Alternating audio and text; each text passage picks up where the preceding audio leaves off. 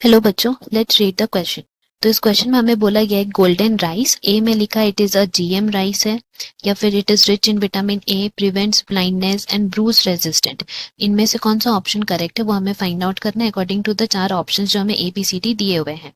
Now अगर हम इस क्वेश्चन की कॉन्सेप्ट के बारे में बात करते हैं, देन यहाँ हमारा की कॉन्सेप्ट क्या हो जाएगा? दैट विल बी जेनेटिकली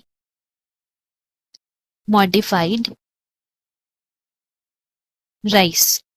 तो यहाँ जेनेटिकली मॉडिफाइड राइस के बारे बात करने से पहले we need to know about genetically modified organisms, जिनको हम लोग क्या लिखते हैं? GMO, that is genetically modified organisms. ये वो कैसे ऑर्गेनिजम्स होते? दे आर दोज ऑर्गेनिजम्स जिनके genes have been altered according to various uses. मतलब या तो अगर उनको कुछ डिजीज रेजिस्टेंस बनाना है, इंसेक्ट रेजिस्टेंस बनाना है, या फिर उनमें न्यूट्रिएंट्स बढ़ाना हो, किसी भी रीजंस के वजह से उनके जीन्स को जो अपने हिसाब से अल्टर करते हैं इन दी लेबोरेटरीज, एंड उसके बाद जो उनका रिजल्ट आता है उनको हम लोग जेनेटिकली मॉडिफाइड ऑर्गेनिजम्स बोलते हैं ना। ये कोई भी हो सकते हैं, प्लांट्स, बैक्टीरिया, फंजाई, एनिमल, किसी का भी यूज करके हम लोग कोई भी प्लांट्स, एनिमल्स को किसी में भी इंट्रोड्यूस करा सकते हैं ना। इसमें जो है बेसिकली अगर हम लोग प्लांट्स के बारे यहाँ पे बात करते हैं, देन प्लांट्स के केस में बोलते हैं कि जब कभी भी कोई भी जीन हम लोग कहीं से भी, जैसे कोई भी बैक्टीरिया हो या फिर किसी भी फंजाई का हो,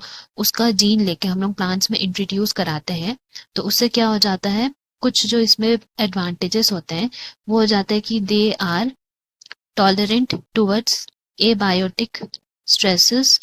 उससे टॉलरेंस जो है वो उनमें आ जाता है, या फिर हम लोग बोल सकते हैं कि उनका रिलायंस टू केमिकल पेस्टिसाइड्स ये रिड्यूस हो जाता है।